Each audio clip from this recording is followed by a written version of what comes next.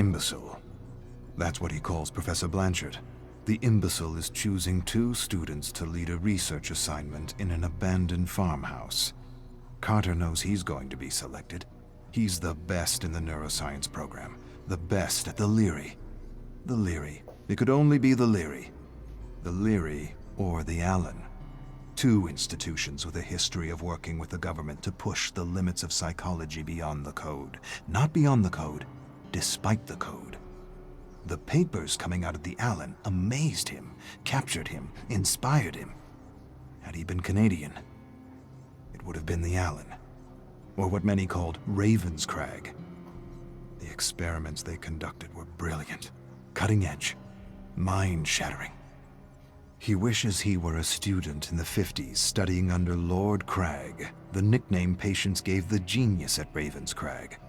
Lord Crag returned from the trials with ideas, not cautionary tales, not disgust like the other bleeding hearts who condemned the doctors who would anyway be smuggled into his country and be given the highest positions in government in exchange for their discoveries.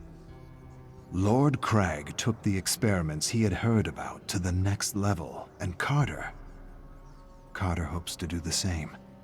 But not with this professor, not with Blanchard, Dr. Blanchard, Dr. Bleeding Heart Blanchard. He has no idea what real power is. Real power is freedom. True freedom. Freedom beyond the limits of ethics and morality.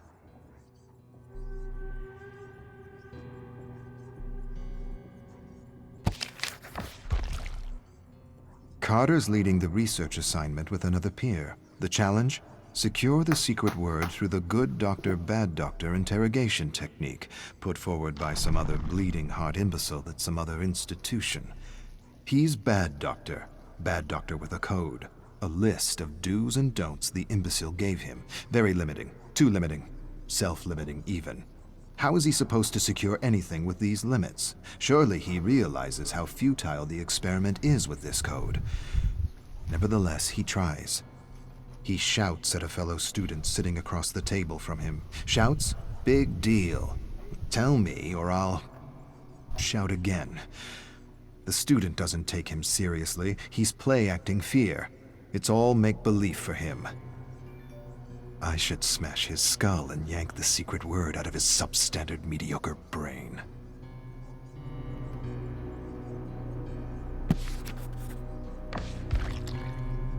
Second day, and nothing. Carter's frustrated, really frustrated.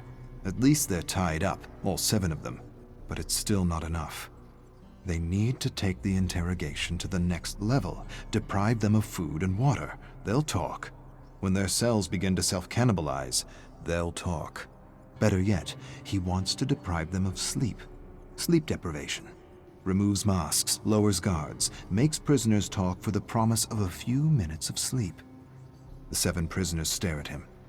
They know they're safe. He can see it in their eyes. Limits. No one got anywhere respecting limits. He despises his colleague, Good Doctor. He'd have the secret by now had he been working alone and without a code.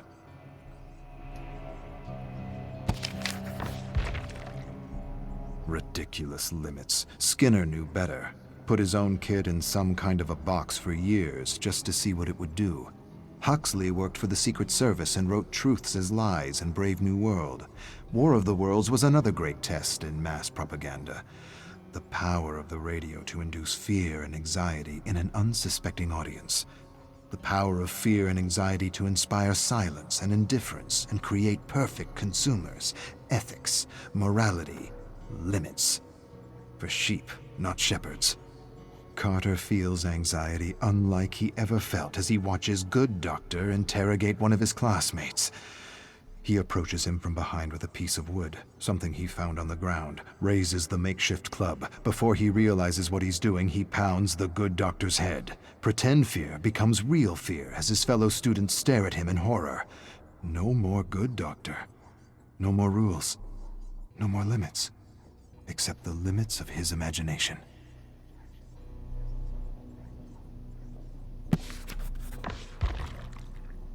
Carter ties a student to a chair.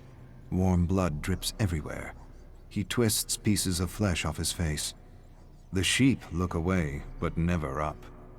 With terrible moans and squirms, he gets a secret word from each and every one of them. New, Reich, Horizons, Fourth, Bird, Kill. His classmates beg to be released. They sob and agonize in their chairs. They plead the experiment is over. You have the words. You win. We're done. Carter smiles. He's still got a few days. A few more days and a few more experiments to run. Could put his career at risk. But he's got the good doctor to take the fall. I'll take what I learned from Lord Crag and lobotomize these imbeciles and manipulate... No, not manipulate. Manufacture. Yes, manufacture reality. Music blares. Eyes are kept forced open with toothpicks. Carter piggybacks a looping song with an inaudible subliminal frequency to evoke fear, anxiety, and discontent. He experimented with the loop on his parents, always caused a fight between them. He doesn't remember where he got the loop. He first read about the subliminal frequency from advertisers. Advertisers deny subliminal loops work. Of course they do. Advertisers deny they use subliminal loops.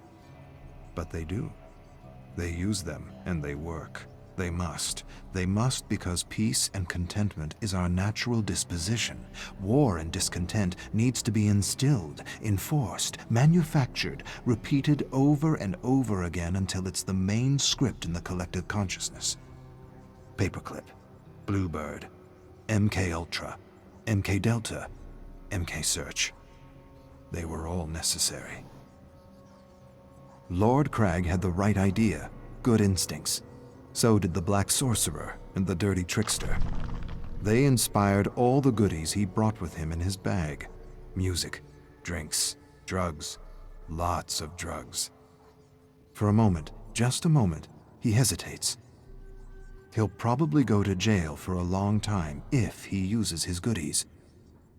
But being free, being truly free for a few days, is worth a lifetime of imprisonment.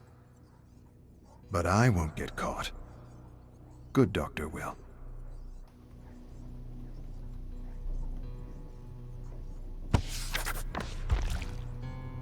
Carter wonders if he can remother these sheep. Remother, he loves the term. He wishes it was his own, but it's not. Shock them with electricity and expose them to endless images of death, chaos, and destruction. Traumatize the brain, empty it, lobotomize these subjects to remother them with new personalities. He wonders if he could remother these sheep into wolves. Get them to kill each other. Better yet, turn these good, law-abiding students into serial bombers. He rips the plug out of a lamp, splits the wires, peels the wire, places the exposed wire into a student's mouth, slowly approaches the socket, taking in his terror, plugs it in, screams as he remothers this exemplary student. A putrid smell of burning hair and skin reaches his olfactory receptors. There's another stench. Imbecile soiled himself. Carter laughs. He hasn't been this stimulated in ages. To be free. To be truly free. Carter hasn't had this much fun since he first tried to transplant a mouse brain into a rabbit. A week isn't enough. He wishes he had more time. He needs more time. There are new avenues within the mind to explore. Too many avenues, not enough time.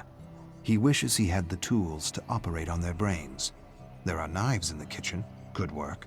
Not surgical precision, but a gland that looks like an eye, supposedly secretes DMT, a kind of mystical drug.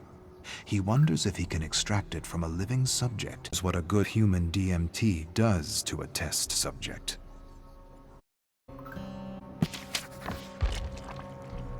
Carter unties a rope. He's going to release Good Doctor. He's with drugs and programmed him with new thoughts. He believes the other students are Russian spies that need to be executed for national security. He unwraps the rope and places a screwdriver in his hands. He changes his mind, removes the screwdriver, replaces it with a fork, changes his mind again, replaces the fork with a spoon. He's never seen a spoon used to kill a human being. He backs away from Good Doctor, who is lost and confused, remothered. He says a phrase.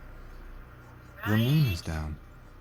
Confusion becomes clarity as Good Doctor stands and approaches the Russian spies with a spoon. Brilliant.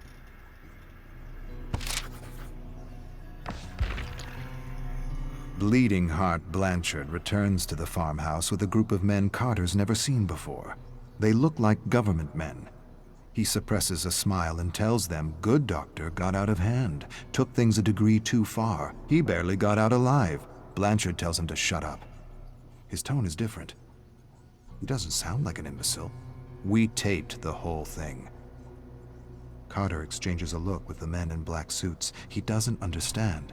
The imbecile enters and does the unexpected. He stares at the barely breathing student unperturbed. No fear, no panic, no emotion, nothing. He grins and mumbles something to himself in German. He turns to Carter with a smile. His smile turns to a grin when the men in black suits handcuff and arrest him. Blanchard whispers, "Looks like you had your chance to make merry hell and took it. The cuffs are just for appearances." I don't understand." "Yes, you do. You understand much more than the others. Welcome to MK Awakening."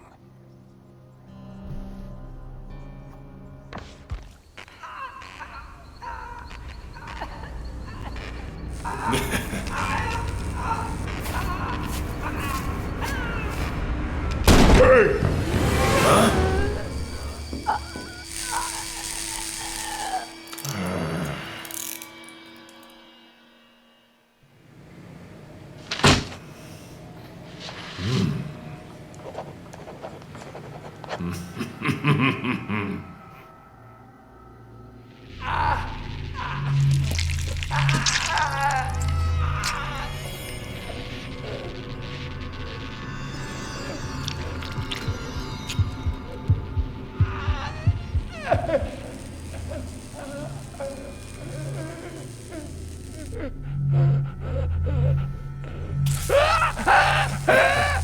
Huh?